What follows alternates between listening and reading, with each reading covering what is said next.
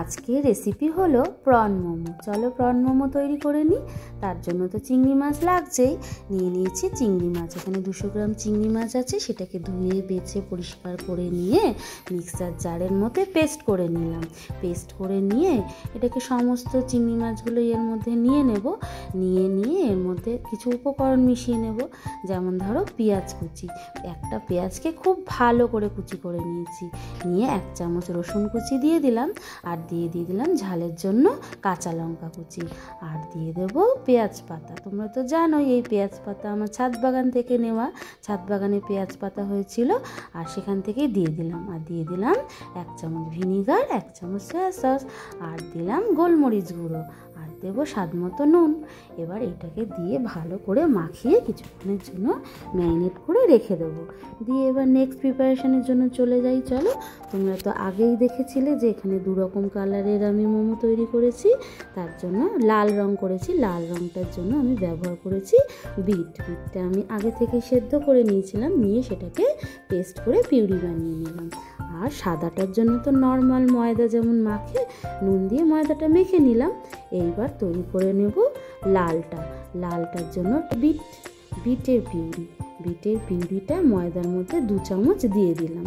দিয়ে এটাকে আমি মেখে নেব। প্রথমে কিন্তু জল দেব না, আগে প্রথমে পিউরিটার সাথে ময়দাটাকে ভালো করে মাখিয়ে নেব। তারপর যতটা জলের প্রয়োজন সেই অনুযায়ী জল দিয়ে ডোটা তৈরি করে নিলাম।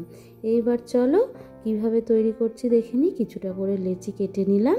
তোমরা তো জানোই মোমোটা কেমন পাতলা হয়, সেই জন্য ছোট ছোট করে লেচি কেটে নেবে। একটা লাল একটা সাদা, লালটাও বেলে নিচ্ছি আর সাদাটাও বেলে নেব। দুটোকেই একদম পাতলা করে বেলবে, নয়তো তো মোমোটা দেখোই তো কেমন পাতলা থাকে, বাইরে থেকে সমস্তটাই ট্রান্সপারেন্ট হয়, বোঝা যায়।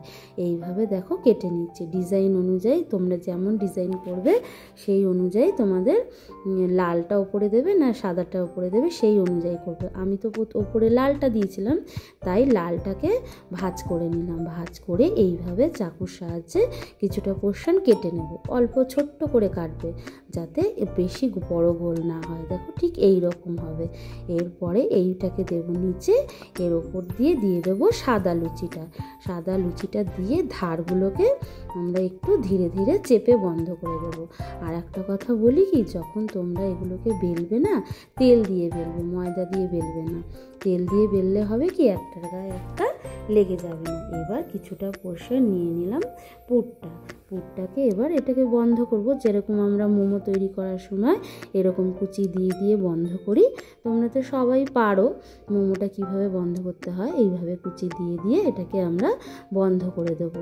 আর এমনভাবে বন্ধ করব যাতে এটা খুলে না যায়। আর একটু চেপে মুখটাকে একদম সিল করে দেবো যাতে খুলে না যায়। খুলে গেলে তো মুশকিল হয়ে যাবে। এইভাবে চেপে বন্ধ করে ঘুরিয়ে দেবো।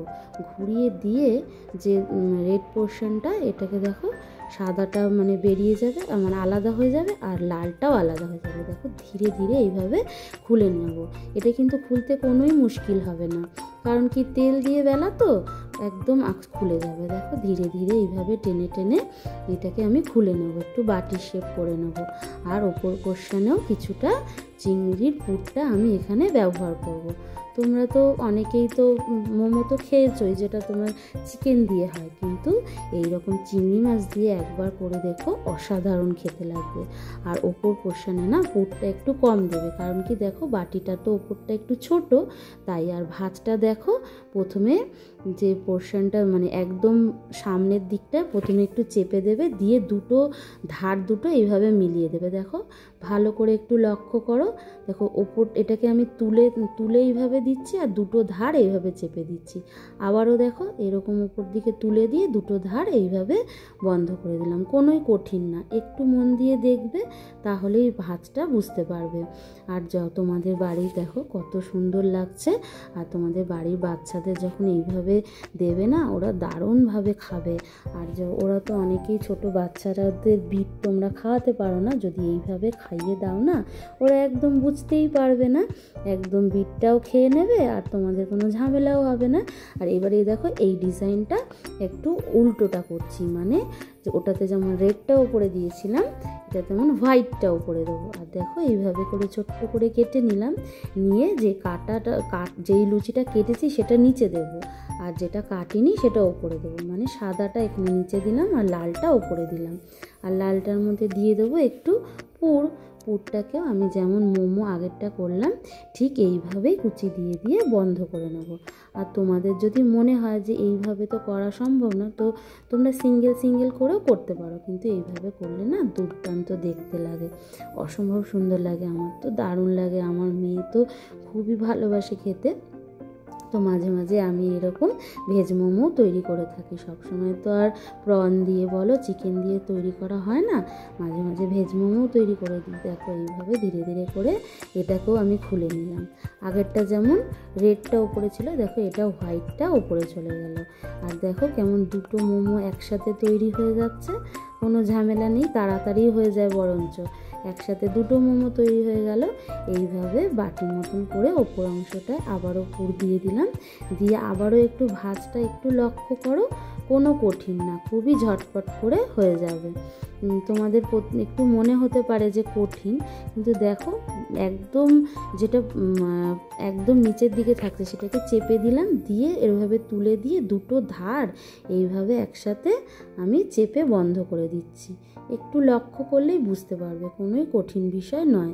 এইভাবে ধীরে ধীরে করে আমি সমস্ত মোমোগুলোই কিন্তু তৈরি করে নিয়েছিলাম। দেখো কি দারুণ যে দেখতে লাগছে না, আমার তো ভীষণ ভালো লাগে এত সুন্দর করে তৈরি করা জিনিসটা।